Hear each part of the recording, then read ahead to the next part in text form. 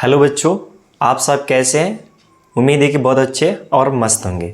तो इसके पहले हम लोग 2 क्लास आप लोग को क्लास करा चुके हैं। अब हम लोग तीसरे क्लास लेके आए हुए हैं और तीसरे क्लास में चैप्टर 3 क्लास 10th का हिंदी पढ़ने वाले हैं। और ब्यूरा बेसिक डिटेल से आप चाहेंगे तो इससे आप नोट्स भी तैयार कर सकते हैं और इससे बाहर क्वेश्चन आपको कहीं भी देखने को ना मिलेगा। तो हमारे साथ शुरू से लास्ट तक बने रहिए और जितने भी डाउट हो वो क्लियर हम लोग करते जाएंगे। और एक ही क्लास में आपको तीसरा चैप्टर जो है ना यानी पार्ट है उसका पूरा टोटल क्वेश्चन आंसर और ऑब्जेक्टिव बिल्कुल आसानी से करा देंगे। तो हम लोग बिना देरी किए हुए इस क्लास को आगे बढ़ाते हैं। तो हमारा पहले देखिएगा, ये हमारे यूट्यूब चैनल का थंबनेल जिसको डीपी दिखाई दे रहा है, इसमें पेड़ लगाए हुए हैं। अगर आप भी इस दुनिया को प्रदूषित से बचाना चाहते हैं तो एक पेड़ आप भी लगाइए, ठीक है। तो आगे चलते हैं। अब आप लोग को यहाँ पे दिखाई दे रहा होगा कि हम लोग क्या पढ़ने वाले हैं। तो हम लोग पढ़ने वाले हैं हिंदी क्लास 10th। तो यहाँ तक हम लोग देख ले रहे हैं। तो हम लोग पढ़ने वाले हैं Hindi, full Hindi class 10th का पढ़ने वाले हैं। और ए भी जो पढ़ने वाले क्या है, चैप्टर वाइज पढ़ने वाले हैं। यानी हर चैप्टर का अलग अलग क्वेश्चन रहेगा, आंसर रहेगा और उसका सारांश दिया होगा, उसको बिल्कुल आसानी से आप लोग समझ लीजिएगा ताकि आपको कोई दिक्कत ना हो। तो इसका प्रश्न उत्तर सब साथ ही कराते चले जाएंगे ताकि आपको दिक्कत ना हो। यहाँ पे देखते हैं कि चैप्टर 1 ये तो पहले हम पढ़ा चुके हैं, श्रम विभाजन और जाति प्रथा। ये लेखक कौन थे, तो डॉक्टर बाबा साहेब भीमराव अंबेडकर थे। चैप्टर 2 भी पढ़ चुके हैं, 20 के दांत, जिसका लेखक है नलिन बिलोचन शर्मा जी। अब जो चैप्टर हम लोग आज पढ़ने वाले हैं, जो चैप्टर हम लोग पढ़ने वाले हैं वो चैप्टर है हम लोग का चैप्टर 3, भारत से हम क्या सीखे। भारत से हम क्या सीखे, इनका लेखक कौन है, तो मैक्स मुलर है। उसके बाद जैसे आगे बढ़ते जाएंगे इस चैप्टर को हम आगे आप लोग को आसानी से बताते जाएंगे। तो हम लोग पार्ट को देखते हैं और स्टार्ट करते हैं।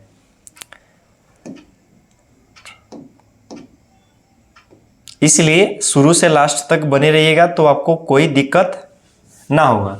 अब हम लोग चैप्टर 3 में भारत से हम क्या सीखे, ये क्या है, क्वेश्चन पूछता है कि भारत से हमें क्या सीखे, ये क्या है। तो यहाँ पे ध्यान देना है, ये हमारा भाषण है। क्या है, भारत से हमें क्या सीखे, ये क्या है, भाषण है। ऑब्जेक्टिव में आप लोग को 1 नंबर को देखने को मिलता है। ये लेखक का परिचय, लेखक अपने बारे में कुछ परिचय दिया हुआ है, इसके बारे में हम लोग जानेंगे और इसको समझेंगे। तो लेखक का परिचय यानी लेखक कौन थे, तो मैक्स मुलर। किसका लेखक थे, तो भारत से हमें क्या सीखे। उसके बाद उनका जन्म कब हुआ था, तो उनका जन्म 6 दिसंबर 1823 में जर्मनी के डेसाउ नगर में हुआ था। कहाँ हुआ था, तो जर्मनी के डेसाउ नगर में हुआ था। कब हुआ था, तो 6 दिसंबर 1823 में हुआ था। बिल्कुल हमारे साथ बोलते रहिए ताकि आपको याद हो जाए। अब उनका पिता का नाम क्या था, उनके पिताजी का नाम था तो विल्हेल्म, क्या नाम था, विल्हेल्म मुलर था। लेखक का नाम था मैक्स मुलर और उनके पिता के नाम था विल्हेल्म मुलर था। उनका मौत कब हुआ, तो 18 अक्टूबर 1900 में हुआ था। जन्म हुआ 1823 में और उनकी मृत्यु हो गई 18 अक्टूबर 1900 में हो गई। उनकी रचना क्या थी, मैक्स मुलर जी के जो रचना थी, मैक्स मुलर जी की जो रचना थी क्या थी, हितोपदेश का जर्मनी भाषा में अनुवाद। क्या था, तो हितोपदेश का जर्मनी में अनुवाद था। अब उसके बाद देखते हैं हम लोग क्या पढ़ना है। इन्हें विक्टोरिया के द्वारा नाइट की उपाधि से सम्मानित किया गया था। किनको, तो मैक्स मुलर जी को सम्मानित किया गया था। स्वामी विवेकानंद ने मैक्स मुलर को वेदांतियों का भी वेदांती कहा है। किसने कहे थे? तो स्वामी विवेकानंद जी ने कहे थे। किनको कहे थे? तो मैक्स मुलर जी को कहे थे। और क्या कहे थे? तो वेदानियों का भी वेदांती कहा गया है।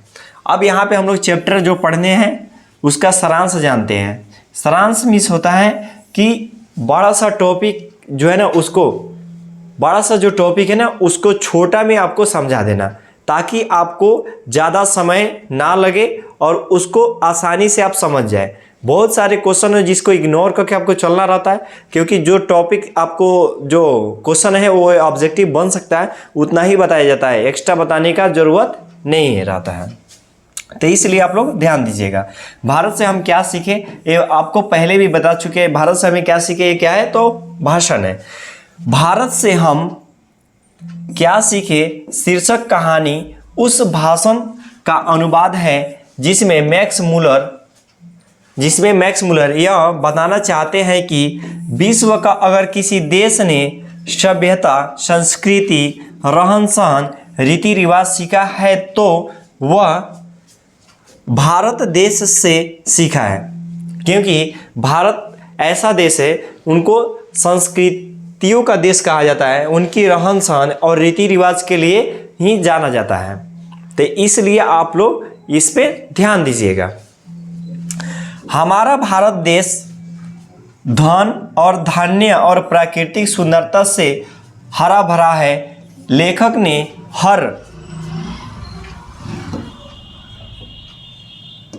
इसको थोड़ा सा ऊपर कर लेते हैं, तब हम आप लोग को दिखाएंगे।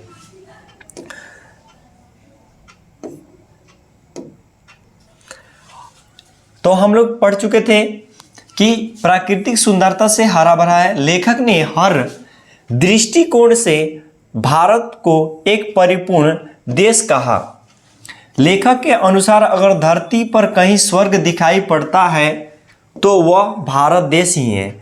इन्हें गांव का नज़ारा मनमोहक लगता है और वे कहते हैं कि भारत के सच्चे दर्शन और आत्मा का निवास गांवों में होता है, ना कि शहरों में, क्योंकि शहर बहुत ज़्यादा प्रदूषित होता है।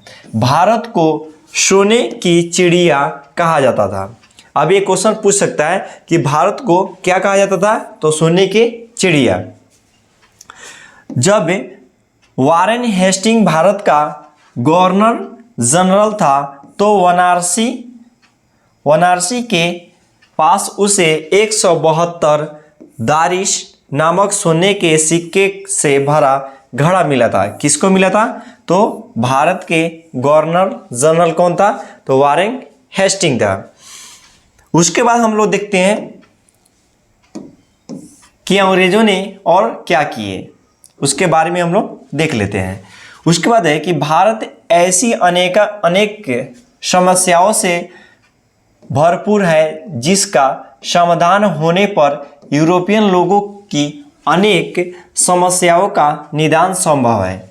अब ये बात से कन्फर्म होता है कि जो हमारा देश था वो क्या था? अनेक समस्याओं से माने जूझ रहा था, यानी वो भरपूर हो चुका था, समस्या से माने भरपूर है। उसका समाधान के लिए हम लोग क्या करते थे? बहुत तकलीफ़ों को झेलना पड़ता था। यहाँ जीवन की बड़ी समस्याओं के ऐसे समाधान ढूंढ निकाले गए हैं जो विश्व के लोगों के लिए चिंतन का विषय होता है। यानी भारत में बहुत सारे समस्याओं का जो निदान हम लोग निकाल चुके हैं, लेकिन बाकी सब देशों में ऐसा नहीं है। अब चिंतन की विषय उन देशों के लिए है। भारत में उचित वातावरण और ज्ञान का भंडार है। क्या है? उचित वातावरण और ज्ञान का भंडार है। लेखक और भी कहते हैं कि भारत एक जीता जागता संग्रहालय है। मैक्स मुलर के अनुसार भारत की संस्कृति भाषा विश्व के सभी भाषाओं में सबसे बड़ा है। संस्कृत के कारण लोगों को एक सही प्रकाश का एहसास होता है। इस देश में जितनी विभिन्नताएं पाई जाती हैं शायद ही किसी देश में पाए जाता होगा। यहाँ हर संप्रदाय के लोग रहते हैं जिनका भाषा, धर्म, रीति रिवाज, रहन सहन, सभ्यता, संस्कृति अलग अलग होती है। यहाँ पे एक धर्म और एक भाषा के लोग आप लोग को भारत में देखने को नहीं मिलेगा। यहाँ पे कोई प्रतिबंध नहीं कि आप इस भाषा को मानिए, इस भाषा को नहीं मानिए, इस पे कोई प्रतिबंध नहीं है। तो यहाँ पे हम लोग को कोई नहीं है कि आप इसको करना ही है तो करिए, चाहे इस भाषा को ज्ञान लीजिए चाहे नहीं लीजिए, चाहे किसी दबाव भी नहीं है कि आप इस धर्म को इस धर्म में रहिए, चाहे दूसरे धर्म में जा सकते हैं। ये आपके इच्छा के ऊपर है, ना किसी के दबाव है। तो यहाँ पे समझिएगा। तो उसके बाद देखते हैं, हिमालय से कन्याकुमारी की यात्रा अति सुंदर है। यानी हिमालय जो है ना, हिमालय से और कन्याकुमारी जो केरल में है, यहाँ तक की जो यात्रा है ना, अति क्या है, सुंदर है। विश्व की सबसे प्राचीन भाषा संस्कृत को माना जाता है। अब पूछ सकता है कि प्राचीन भाषा कौन सा है, तो संस्कृत भाषा है, जिसे भाषाओं की जननी कहा जाता है। भाषाओं की जननी किससे कहा जाता है, तो संस्कृत को कहा जाता है, जो हमें अतीत से लेकर सुंदर भविष्य तक जोड़ने का कार्य करती है। हमारा भारत एक ऐसा देश है जो दुश्मनों को भी गले लगाता है। मैक्स मुलर ने भारत को एक प्रयोगशाला के रूप में देखे हैं, जिसमें सीखने सिखाने की योग्यता पाई गई है। यानी भारत में मैक्स मुलर जी ने बहुत सारे ऐसे चीज़ देखे जो अदर देश में नहीं मिलता है। अब यहाँ पे दुश्मनों को भी गले लगाया जाता है। ये एक भारत ही ऐसा देश है, बाकी ऐसा देश में ये पॉसिबल नहीं है। तो मैक्स मुलर जी ने बहुत सारे बात बताई, इस पे आपको ध्यान देना है। यहीं से ऑब्जेक्टिव आपको देखने को मिलता है। अब ऑब्जेक्टिव बनता कैसे है, इस पे ध्यान दीजिए और देखिए। यहाँ पे अब देखते हैं, इसका क्वेश्चन आंसर कर लेते हैं ताकि आप लोग के एग्जाम में कोई दिक्कत ना हो। यहाँ पे दिया है कि सभी प्रश्न उत्तर एकदम आसान भाषा में है, यानी बिल्कुल आसान से आसान और सबसे शॉर्ट है। यहाँ तक लिख लीजिएगा तो आपको पूरा के पूरा नंबर मिल जाएगा। एक नंबर में दिया है कि समस्त भूमंडलन में सर्वविध संपदा और प्राकृतिक सौंदर्य से परिपूर्ण देश भारत है। लेखक ने ऐसा क्यों कहा, तो उसका आंसर दीजिए। समस्त भूमंडलन में सर्वविधा संपदा और प्राकृतिक सौंदर्य से परिपूर्ण देश, यहाँ तक तो टोटल लिख लेंगे, उसके बाद लिखेंगे देश भारत है। मैक्स मुलर ने ऐसा इसलिए कहा क्योंकि भारत ही एकमात्र देश है जहां जीवन की बड़ी से बड़ी समस्याओं को ऐसे समाधान ढूंढ निकालने गए हैं जो विश्व के दार्शनिकों के लिए चिंतन का विषय है। यहाँ जीवन को सुखद बनाने के लिए प्रयुक्त ज्ञान एवं वातावरण आसानी से मिल जाता है। हम आपको पहले भी बता दिए थे कि जो भारत एक ऐसा देश है जो बड़ी सी बड़ी समस्याओं को क्या है, समाधान ढूंढ निकाल सकते हैं आसानी से। जो भूमंडल में कहीं नहीं मिलता है। भारत एक ऐसा देश है जहां भूतल पर ही स्वर्ग की छटा निखर रही है। यानी भारत ही एक ऐसा देश है, भूतल यानी भूमि पर ही हम लोग को पता चलता है कि स्वर्ग है और नहीं है। तो एक क्वेश्चन हम लोग का हो गया। दूसरा क्वेश्चन देखते हैं। दूसरा क्वेश्चन में क्या है, लेखक की दृष्टि से सच्चे भारत के दर्शन कहाँ हो सकते हैं और क्यों हो सकते हैं।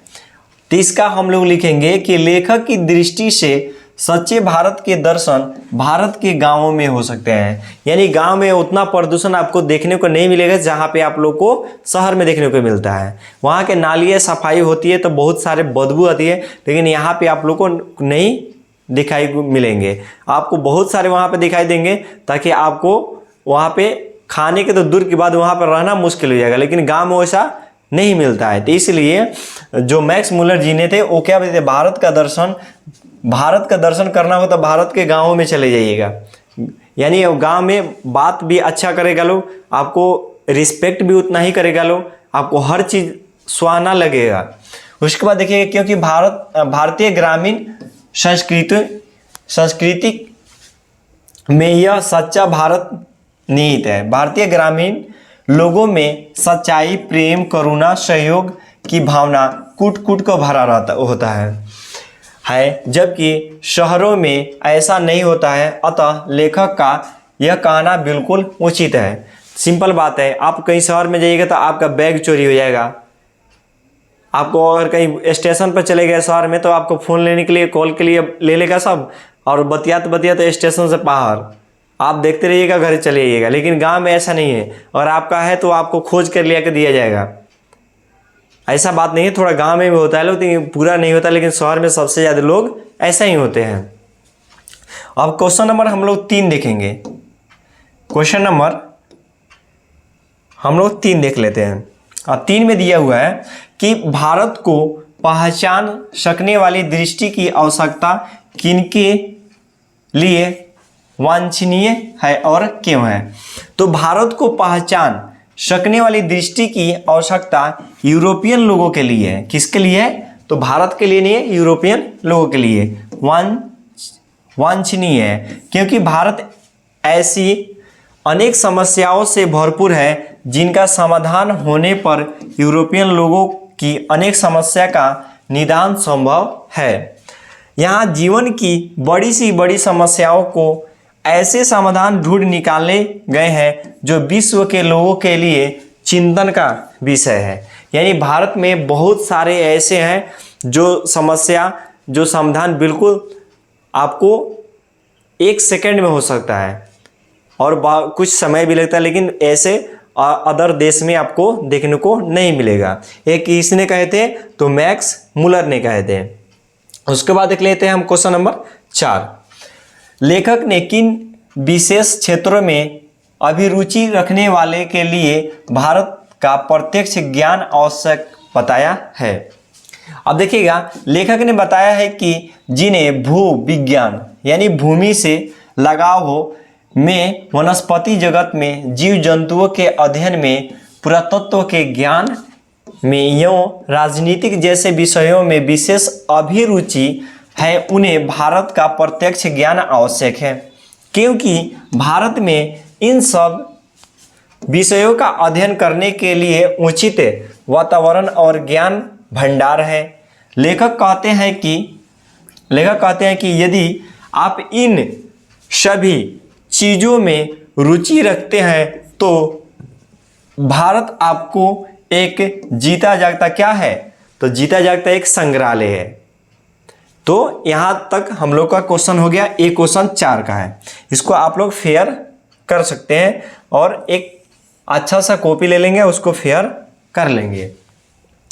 5 नंबर क्वेश्चन दिया है कि लेखक ने वारेन हेस्टिंग्स से संबंधित किस दुर्भाग्यपूर्ण दुर्घटना से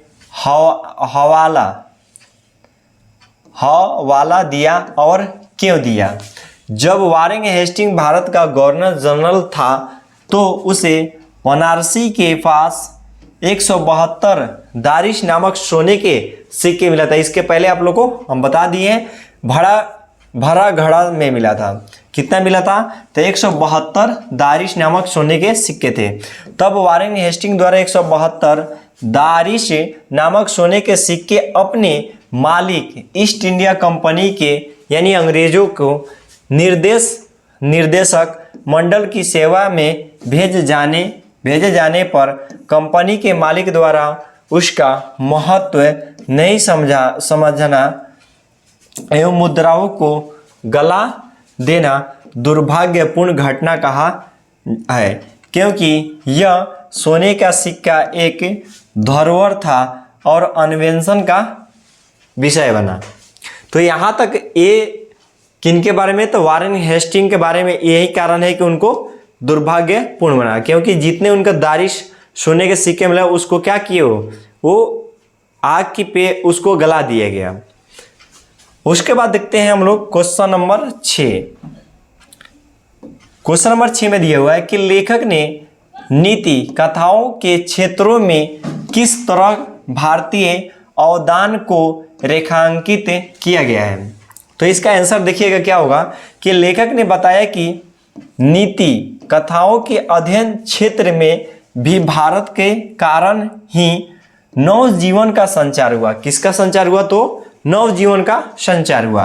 क्योंकि उसके बाद लिखेंगे हम लोग, क्योंकि भारत के कारण ही समय समय पर अनेक नीति कथाएं पूर्व से पश्चिम की ओर प्रवाहित रहती। यहाँ बड़ी सी बड़ी बातों को एक छोटे से कहावत के रूप में समेट दिया जाता है। जैसे कि शेर के खाल में गधा की कहावत।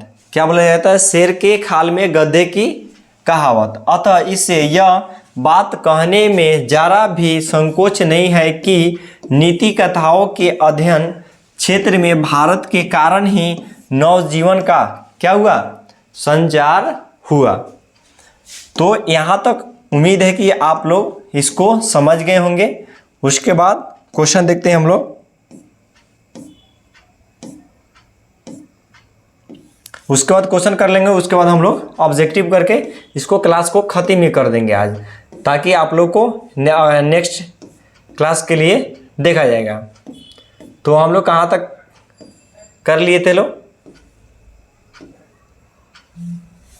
6 तक हो गया था। अब 7 नंबर देखेंगे हम लोग। तो 7 नंबर में दिया हुआ है कि भारत के साथ यूरोप के व्यापारिक संबंध के प्राचीन प्रमाण लेखक ने क्या दिखाए गए हैं।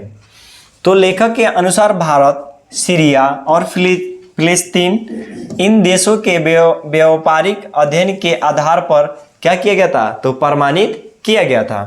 प्रमाणित होता कि हाथी दांत, बंदर, मोर, चंदन की आदि जिन वस्तुओं को ओफिर से निर्यात की बात बाइबिल में कही गई है, वे वस्तुएं भारत के सिवाय किसी अन्य देश से नहीं लाई जा सकती। अतः लेखक ने इन सब प्राचीन प्रमाणों को रेखांकित करते हुए भारत के साथ यूरोप के व्यापारिक संबंध के बारे में चर्चा किया। अब एक होता है आयात, एक होता है निर्यात। इस पे देखना है क्या होता है। तो आयात यानी दूसरे देश से कोई वस्तु हमारे देश में आए तो उसको आयात बोलते हैं, और निर्यात बोलते हैं कि अगर किसी देश में और कोई सामान अगर नहीं होता है तो यहाँ से हम लोग दूसरे देश में भेजेंगे तो उसको बोलेंगे निर्यात बोलेंगे। अब उसको जिस माध्यम से हम उस देश में पहुँचाएंगे तो वो अलग की बात है। तो यहाँ तक आप लोग का 7 नंबर क्वेश्चन समझ जा चुके थे। अब क्वेश्चन नंबर 8 देखते हैं। तो क्वेश्चन नंबर 8 में दिया हुआ है कि क्वेश्चन नंबर 8 में भारत की ग्राम पंचायतों को किस अर्थ में और किन के लिए लेखक ने महत्वपूर्ण बतलाया, स्पष्ट करना है। लेखक ने भारत के ग्राम पंचायतों के बारे में क्या कहा कि प्राचीन स्थलीय शासन प्रणाली जो पंचायत प्रथा को समझने समझाने का बहुत बड़ा क्षेत्र भारत ग्राम पंचायत में विद्यमान है, जिन लोगों को अत्यंत सरल और राजनैतिक अत्यंत सरल और राजनैतिक इकाइयों के निर्माण और विकास के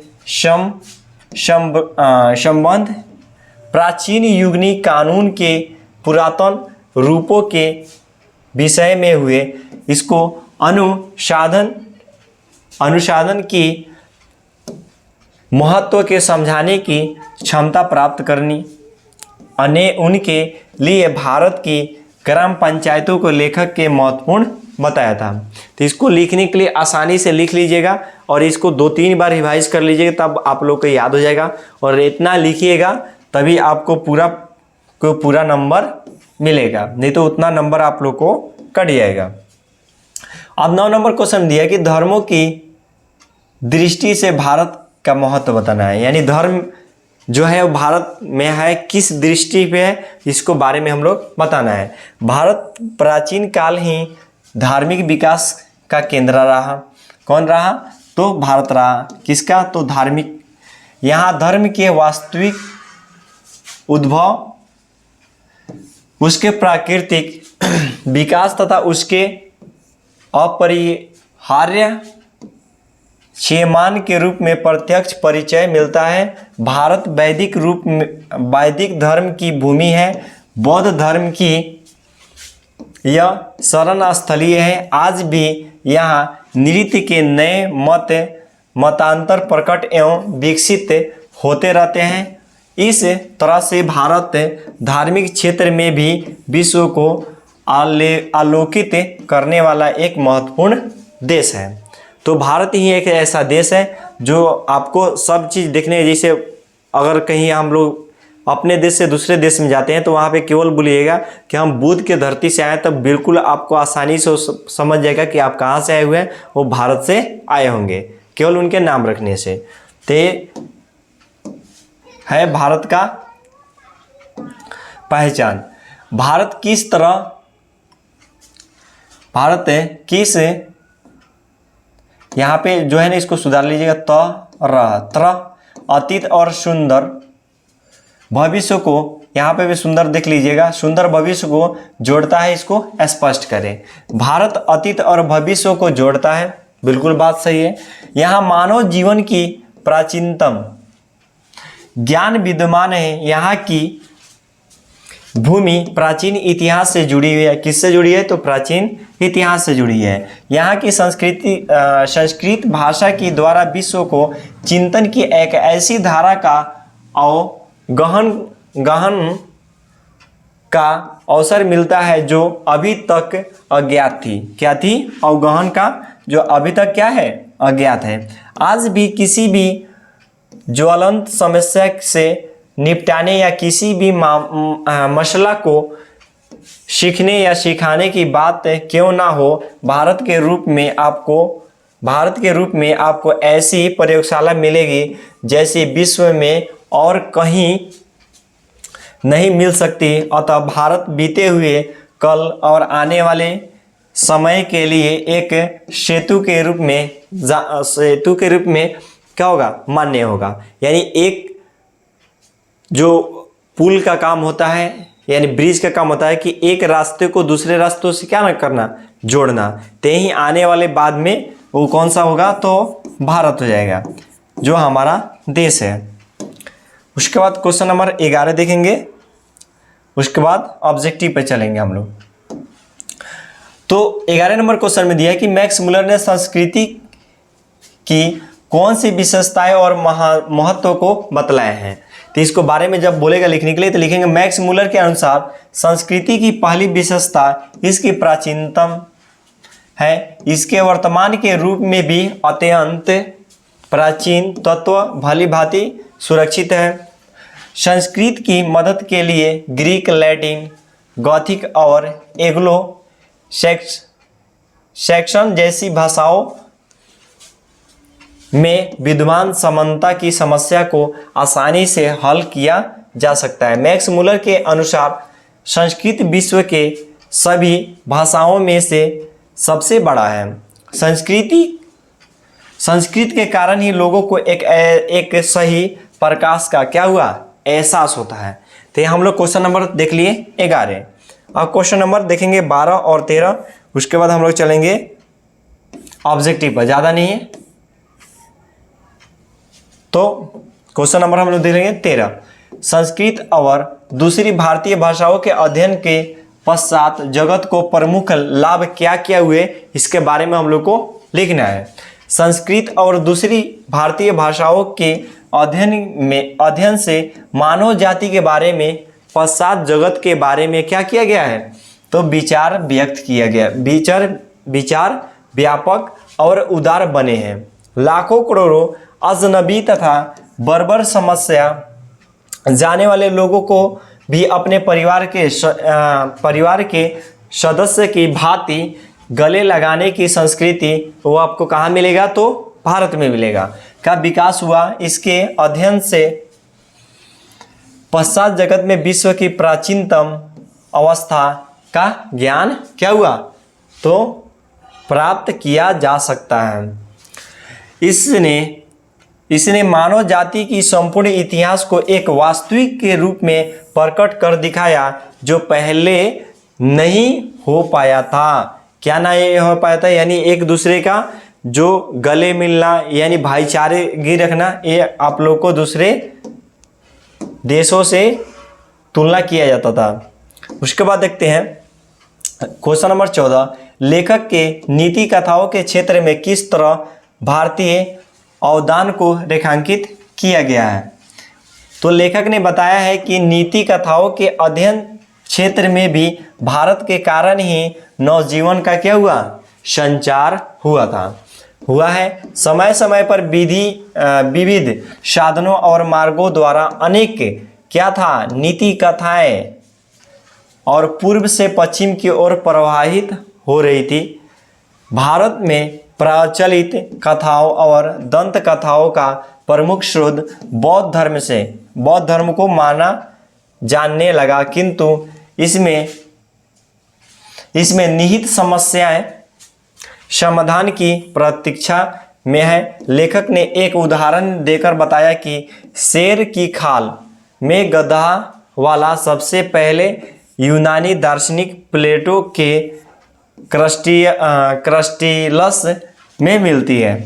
ये किस में मिलती है, तो आपको यूनानी दार्शनिक जो प्लेटो क्रस्टिलस में मिलती है। ये किस में, तो शेर की खाल में गधा। कौन मिलता है, शेर की खाल में गधा। आप क्वेश्चन नंबर 15 देखते हैं और यहीं पे इसको लघुत्तरीय खत्म करेंगे। लेखक ने नया सिकंदर किसे कहा, ऐसा कहना क्या उचित है, लेखक का क्या अभिप्राय स्पष्ट है, वो किसको लिखना है। लेखक ने नया सिकंदर भारत आने वाले नवागंतुक अन्वेषकों, पर्यटकों एवं अधिकारियों को कहा, और ऐसा कहना बिल्कुल उचित है क्योंकि लेखक कहते हैं कि यदि आप लोग चाहे तो भारत के बारे में वैसे सुनहरे सपने देख सकते हैं। किसके, तो सुनहरे सपने किसके बारे में, तो भारत के। और भारत पहुंचने के बाद एक से बढ़कर एक शानदार काम भी कर सकते हैं, जैसे सर विलियम जोन्स ने कोलकाता पहुंचने के बाद इतिहास और साहित्य के क्षेत्र में एक से बढ़कर एक शानदार काम किए। उसी प्रकार आज भी भारतीयों को निकट से जानने के नवीन स्वप्रदर्शी को आज भी सिकंदर कहना अति से युक्ति नहीं है, यह उचित है। तो हम लोग यहाँ तक ये क्वेश्चन सर जितना 15 था इसको हम लोग कर लिए। आप लोग इसको फेयर कर लीजिएगा, बस इसका ऑब्जेक्टिव है आपको कराकर, और इस क्लास को हम ये लोग यहीं पे ख़त्म करेंगे। तो यहाँ पे देख लीजिएगा और इसको टिक कर लीजिएगा बुक में। और VBA ऑब्जेक्टिव क्वेश्चन है, इसको आप लोग छोड़िएगा नहीं, ये तो आपका नंबर बिल्कुल कटेगा। उसके बाद यह कि मेघदूत नामक पुस्तक का अनुवाद मैक्स मुलर ने किस भाषा में किया था, तो जर्मन भाषा में किया था। उसके बाद देखते हैं कि महारानी विक्टोरिया ने नाइट की उपाधि किसे प्रदान की, तो मैक्स मुलर के की थी। उसके बाद देखते हैं 2 नंबर में कि मैक्स मुलर को वेदांतियों का वेदांती किसने कहा था, तो स्वामी विवेकानंद ने। संस्कृत भाषा और यूरोपियन भाषा का तुलनात्मक व्याख्या किसने किया था, तो मैक्स मुलर ने कहा था। उसके बाद है कि इग्रिस किस भाषा का शब्द है, तो लैटिन भाषा का शब्द है। उसके बाद देखते हैं जनरल कनिंघम का संबंध किससे है, तो पुरातत्व सर्वेक्षण से है। यानी जितने भी भूमि से खुदाई का काम करता वो कौन था, अलेक्जेंडर कनिंघम था। उसके बाद दिया है कि 172 दारिश नंबर सोने के सिक्का का घड़ा कहाँ पे मिला, तो वाराणसी में मिला। कितना मिला, 172। नालंदा विश्वविद्यालय कहाँ पे स्थित है, तो बिहार में स्थित है। भारत में से हमें क्या सीखे के रचनाकार कौन है, तो मैक्स मुलर है। नृवंश विद्या का संबंध किससे है, तो मानव विज्ञान से है। उसके बाद ये वारेन हेस्टिंग कौन था, तो भारत का गवर्नर जनरल था। उसके बाद दिया कि दारिश क्या है, तो सोने का प्राचीन कालीन सिक्का था। उसके बाद देखते हैं स्वामी विवेकानंद ने वेदांतियों को वेदांति किसे कहा, 2 बार क्वेश्चन आ गया, ये बहुत इंपॉर्टेंट है। ये कौन है, मैक्स मुलर है। मैक्स मुलर ने डैश वर्ष की अवस्था में लिप्जिंग विश्वविद्यालय की संस्कृति अध्ययन प्रारंभ किया। कितने में, तो 18 वर्ष की उम्र में। पारसियों के धर्म का नाम क्या था, तो जरथुष्ट। मैक्स मुलर का जन्म कब हुआ, तो 6 दिसंबर और 1853 में हुआ था। और मृत्यु कब हुआ था, तो 1900 में उनकी मृत्यु हो गई थी। मैक्स मुलर का जन्म कहाँ हुआ था, तो डेसाउ जर्मनी में हुआ था। मैक्स मुलर के पिताजी के नाम क्या था, तो विल्हेलम मुलर था। नालंदा विश्वविद्यालय की स्थापना किसने किया था, तो कुमारगुप्त ने। उसके बाद लास्ट जो क्वेश्चन है कि कौन प्राचीनतम भाषा है, तो संस्कृत है। अब इधर वाला क्वेश्चन देख लेते हैं और क्लास को यहीं पे हम लोग खत्म करेंगे। अब देखते हैं यहाँ पे महारानी विक्टोरिया नाइट की उपाधि किससे प्रदान की, तो मैक्स मुलर को। अब यहाँ पे दिया कंठ और किन उपनिषद का अनुवाद मैक्स मुलर ने किस भाषा में किया था, तो जर्मनी भाषा में किया था। लिप्जिंग विश्वविद्यालय में मैक्स मुलर ने किस भाषा का अध्ययन किया था, तो संस्कृत भाषा का। प्लेटो का संबंध किस देश से है, तो यूनान से। शाहनामा का रचनाकार कौन, शाहनामा का रचनाकाल कौन था, तो शाहनामा के तो फिरदौसी थे और इसका जो काल था वो कौन था, 10वीं से 11वीं सदी में। मुंडा किस देश की जनजाति है, तो भारत में। ये मुंडा कहाँ पाए जाते, तो भारत में, जो झारखंड में देखने को मिलेगा आपको। संस्कृत का अग्रणी शब्द लैटिन किस रूप में मिलता है, तो इग्रिस के रूप में। सर विलियम जोन्स ने भारत की यात्रा कब की, तो 1783 ईसा पूर्व में। उसके बाद यह कि भारत से हमें क्या सीख मिली, पाठ ने नए सिकंदर विशेष किसके लिए प्रयुक्त हुआ था, तो युवा अंग्रेज अधिकारी के लिए हुआ था। उसके बाद यह है कि सब पुराने अच्छे नहीं होते और सब नए खराब नहीं होते। यह किसकी पंक्ति है, तो कालिदास की है। ये बात बिल्कुल सही है कि सब पुराने जो होते हैं तो खराब नहीं होते हैं और सब नए ये भी खराब नहीं होते हैं। यहाँ पर दिया है सब पुराने अच्छे नहीं होते और सब नए खराब भी नहीं होते हैं। उसके बाद यह है कि मैक्स मुलर की मृत्यु कभी तभी बताया कि 28 अक्टूबर 1900 में हुआ था। किसके अध्ययन के क्षेत्र में भारत के कारण नवजीवन का संचार हो चुका था, ये कौन था, तो नीति कथा।